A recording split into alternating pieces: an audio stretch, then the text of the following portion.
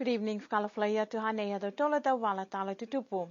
Ka manako he whakatu whanu ke moa e whala tau manatu mai he tau whanu taktik manga to whamau papu e tau hoko taki ke tuku atu ke mtakau European Union ke he taunga hua whalau lahi ha Niuean ni kua manako ke whangahua ke tau tupe ke he European Development Fund ke hongfulumataha ki poke EDF hongfulumataha.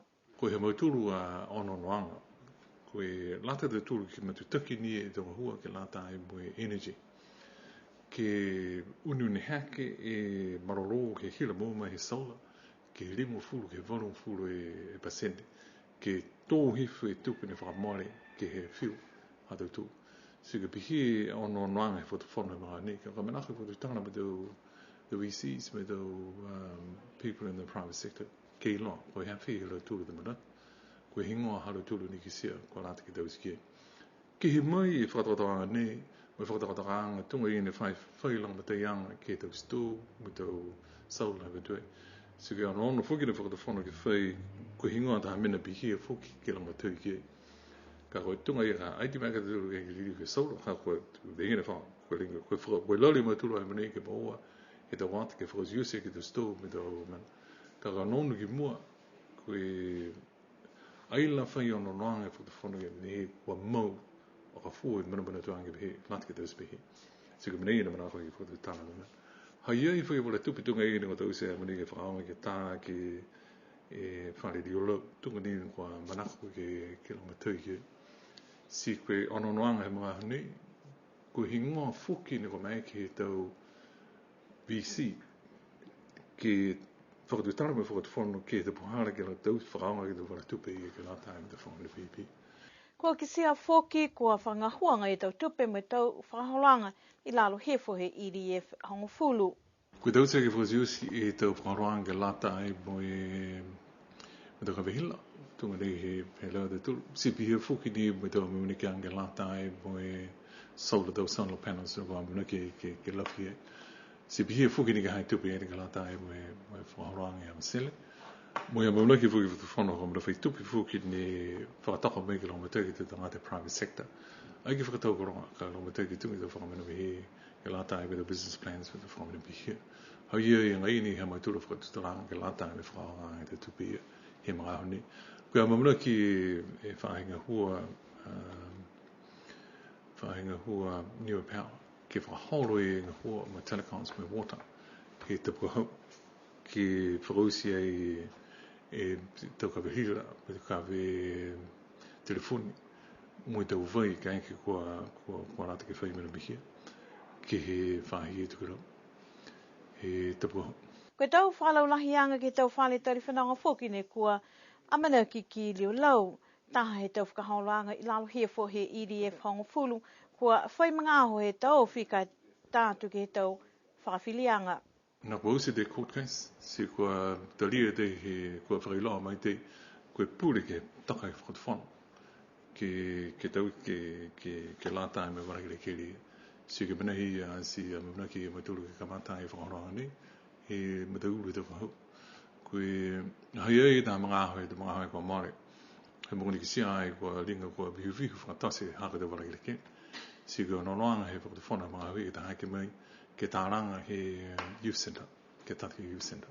Tau se tā mene ke la tēne. Ka ai whakahoko e whakaroanga i he mga ni. Hako tau se te wei ke tau se ni e whare i rioro. Tunga ni he tōma mleke anga tuku tau se. Koe leo mai tolu ke mō mai whakairoanga mai he whahe whakawhiri. Moe iki whakawhiri ni kua manai, se kua talia lau tu. Koe tunu hia taka whakatawhana. Haka whanakere kere, Crown Land ngai ni. Koe whonoanga ke lata mui tau taktik manga tau whakahoko ke he atulote he whahe tapu nei he matahola ua he palela a whiawhi. Koe manako whoki he mtakau European Union ke mua he tau hokotaki ke he tau amamna kianga ha niwe ke he whahe tapu ka hau.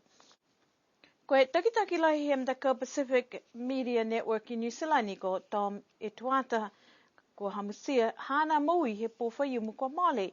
Moe la he tau manatu mamoko he tau whahe whakapuloa he atu Pasifika mo New Zealand pihia mo atu ki Niue. Koe ane ngā hua ke he whahe whakapuloa lima tolu taha PI he tau uafe mo tolu. Mai maua e ka tawhanga toko lunga lahi koe te kitaki lahi am te kau whakapuloa he tau Motu Pasifika koe Pacific Media Network i New Zealand. Pehe ki pole he whai whakapuloa he Motu koe lilifu ko John Williamu. Ofo lahi ko longone whakailoanga nei si manauta ia Tom e whanonga mai ke tau se e whakaholoanga mui ola ke tau whau sino he hana a taha whainga hua ko le weki ki ai koe whahe malolo sino. Ko ia whoki e taha ni he taha e tau tamaniwe ko moa e tau ko tawhanga toko lunga lahi si mata lahi e motu ha koe tuanga nei kua momoko lahi ke longone he hana a moleanga. Pehe te kitaki he whai whapuloa ko Trevor Siakia lahi e momoko he whahinga hua ke longone he mena tupu whakawho nei mo e manako ke tuku atu e tau mana tu whakalofa ke mga whaoha Tom Harley e tuata i Niuean mo Nisilani. Ko e whakalilifu anga whakahiko ke lata mo hana toi mga au tau whakahoko ki he whaitunga eklesia ha tuapa uhomotu ke ha tuloto he whahi tapu nei. Ko e whakaholoanga ke lata mo e utaki heanga he tau lapsimeni kona he tau whali he tau nena nofo e tau tangata kua amana ki toa ke kamata e tau whakakuanga ki he whahi tapu nei. Ko e whakaholoanga nei pehe e ke pule leweki ko lilifu ko Dalton Tangilangi ke he whakakatoanga he tau whale ke utaki he tau lapsimeni ko e wala whakamua nei he whakaholoanga mo hiwa e whale ko whakamau ke ngahua whakamua ki ai tau whai onoanga ke he tau ahui mua ke tau whale ne toe. Ko e tau whakatutalanga mo e ofisa ne tau se whakaholoanga ko pia ia ko e tau whale kua ono ki ai nena nofo e tau tangati ai ka kua whai whale foki ne kua nā kai putoia ke he tau kumikumianga he tau mga hoko mole. Nā kai mai ke foki e lilifu e ke pule ke whailoa ko e mga hawhi ka matutaki ke tau whale ne toi. Ko e tau se ang foki ne kua longona ko e walu e mtakau ke kehe ke tau se e matangahua nei. Kua amana ki toa e mtakau tau se tau tupe toki o whahaniwe ko e New Zealand Mint ke whakatupe toko ue tau whanau aonga ke tau whātahaniwe ke kauwhikalata hautu ke he whakaholoanga Outward Bound i New Zealand. Pēta ki tau ki he New Zealand Mint ko Simon Harding whiawhia lahi alau tolu ke liwa ki whalo tau langmatai ki he motu ke lata mui aisiha ki anga he tau momoi he tau whanau si pihia e ko kisia e mitaki moi mahuinga he whakaholoanga Outward Bound ke lata mui tau momoi he tau whanau niwe. Ko taha whoki ni a nei he tau matutaki anga he kautaha New Zealand Mint mo e whakatuwhono niwe ke tau pohala aisiha ki anga he tau momoi moi motu. Ko e whakaholoanga Outward Bound e tausi e tau whakaholoanga whakako e tau whanau. E tau walatahi, mau uhi, ke tau se tau whakaholoanga whau sino pia whoki ke he tau whakakoanga ke mui he whata mo e whalu whoki. Tokolonga e tau whanau, aonga mo e tau whata ha New Zealand mo e whalu motu mai whawha ne matutaki ke he whakaholoanga nei he Outward Bound ke he tau osi. Ko e whakaholoanga nei tau whakahoko langataha he tau osi ke lata mo e tau whanau niwe. Koe mahina ha November kua amanaki ke whamtapatu e wheua niwe rockman mai rockwoman mai awhi e tau tālai ke lata mo e tau palepale. Koe wheua whakahikua nei ne kua whakatautoka he whahe whenonga ewa ke lata mo e tau nei ha koe manako ke whakahoho ke he tau tangata ke o mai ke motu mua atu ke tau ngaho ka tō hifo tau numela whenonga ewa ke mahina ha November.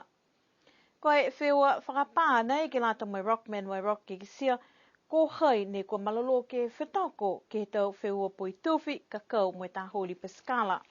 Amanaki ke whakahoko tau wheua ke whae aho mo e ka mate a whakapā ke tau wheua pui tuwhi aho ke uaki tā holi paskala mo aho ke tolua ki koe ka kau. Koe aho ke whaaki kua toka ke tuku whalataha o se tau wheua nei ke maiki tangata po ke matakau ke whiwhili ke tau se ke ua po ke tolu e wheua. Tōlonga tau tangata kua whakakisa manako mai he tau motu kehe ke iloa tala hangao ke he tau wheua mai amanaki tō whai ka whenonga mai ke whetoko ka amanaki ke tokolonga whoki tau tangata he motu ke kau whalataha mai paleko atu whoki. Mai longa whoki he whai ngahua ke tau wheua nei e longa tau ngahua ke whakamau hefo e tau tula mai whai tangata lang matai ke tau matakawi ke kehe. Kua tau se wheua ki ai mai kua kumikumi mai ole lang matai ke mga ho nei mai he taha he hatangata po ke mtakau ni ko manako ke lang matai e whahi whenonga ewa.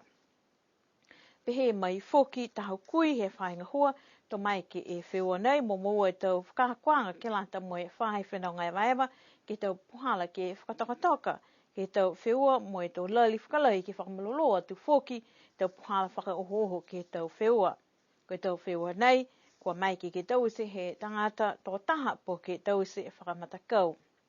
Ko lata ni ke uatu ke whakamauhi whi tau hingoa, mai matutaki ke whahe whenonga ewa te hoko e tau whiua ka mate aho ngufua 5 ia Novema, ke hoko atu ke aho tuloto hiwa ia Novema. Whakahiko ke hado tola tau wala tala tutupu koe a whakatatahe manga ko mutalau ululau tāne ki se e fulufuluala ki he tau launu moana, tau whale whakafuakai, moi halo tola tau whakaholoanga he manga me tau kuli whakawhiawhia. Ki kilomita ke matalā ke aho nā kai tunga tau whakamua ne munuina lahi ki moe uha, si ki sia e vevela lahi e la ke he tau nei.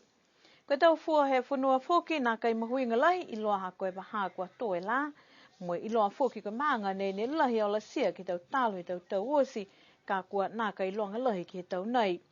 Longa i tau ka pia mo i tau uwhi kai nā kai longa lahi e whalukoloa ke, moe whai fusi foki ni kua sivi ke aho. Koe whakaholoanga ke lata mo i tau ngahua 5 me tau mamatua whine, ne whakahoko he alau tolu. A sivianga ke he au lotu si nā kai moa he whai whakapaloa, ke he whakatoka atu ke he tau whakasino he TV Niue. Moha ia pese ko pihia kai ki sia foki ni whalu tāle ni ke aho. Lai mnuina ha muta lau ke he tau kai whakafua e tau nei, si lolo fua ke tau kai ko tau se ai. Ki sia ke he tau nei, kua nā kai toko longa lahi tō tangata kua hia atu ke he aho, mo e pehe whalu he aho, linga koe longa lahi tau aho, e tau whakaholoanga ha kua tolu e a whakatata, ke he tolu e a whaiumuia. Koe tau kōri whakawhiawhia lau lahi ke tau whānau i kiki he Girls and Boys Brigade, mo e whalu ni e whalala he manga, kua whakawhiawhia e tau tangata ki ai, pihia me tau mga whaamuta lau, mai ta manga i whāwha kua whalau lahi a te mahuianga ke tau kōri ke kehe. Tuko atu tau whakawe lai mahaki, he whano tak manga, mai tau tangata he manga ko mutalau, ki a mtolu ko lang matai, ki he aho mai manaki ki Whilawia, ke tau oawhi hangfulu matolu. Hana ado tola tau wala tala tutupu, ke lata ia mui a whiawhinei. Li tuko atu e, tau mana atu whakalofa, ki he mga whaua ha Tom Harley e tuata, ki he tau mga honei ha koe tau loto mamoko.